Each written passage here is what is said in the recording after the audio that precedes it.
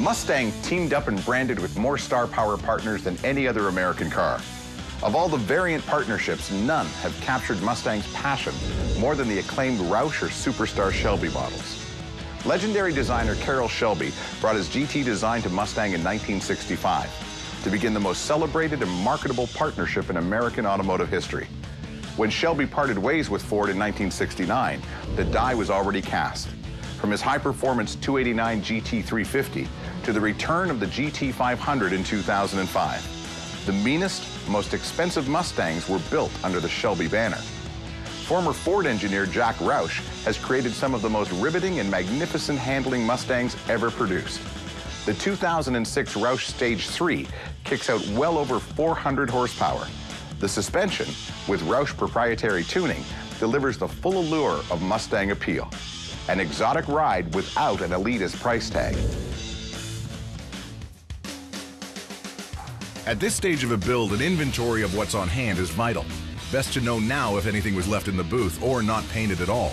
Moving forward is the key. In the final thrash, as we call it, the stress level is always high because there could be something that we forgot. The original tail lights in the vehicle, I think they had 1157 bulbs in them, which is a 2-filament bulb.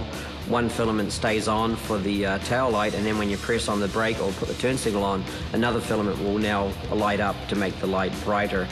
So now we've gone to a sequential LED setup. So now there's many, many little LEDs inside the lights, which make them much brighter and obviously more visible, which in turn makes it safer. And that's some of the upgrades that we've done to this car for safety. True enthusiasts know the taillights on classic cars, especially from the 60s.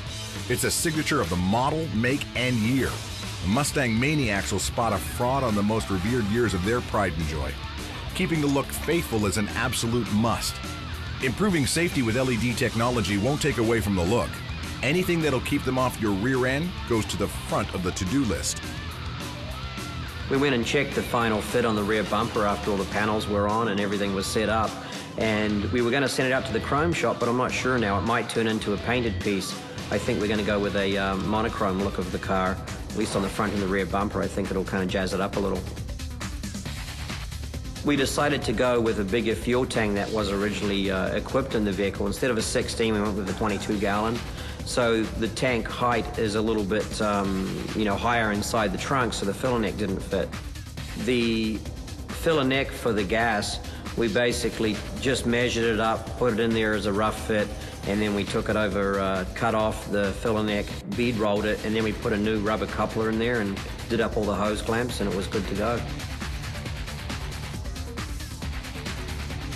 We also installed the upper vents on the quarter panels, and then we installed also the lower side vents too that were originally probably going to be some sort of brake ducting, but on the factory cars they're just a nice little panel that inserts in there. Side vents on the 1967 were all look rather than function. We also got a nice addition today. We got a crate that arrived, and it had the brand new tinted rear window glass, the side glass, and the new windshield from Highway Classics or California Mustang. Then we had Glenn from AG Auto Glass come in and installed it for us in the project as well.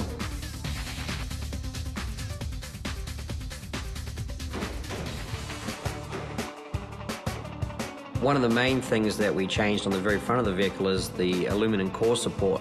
It just bolts in and out, so we can put the engine in a lot easier and that sort of thing, so that's one of the reasons why we went with that. When you build a project like this, there's always plenty of people behind the scenes.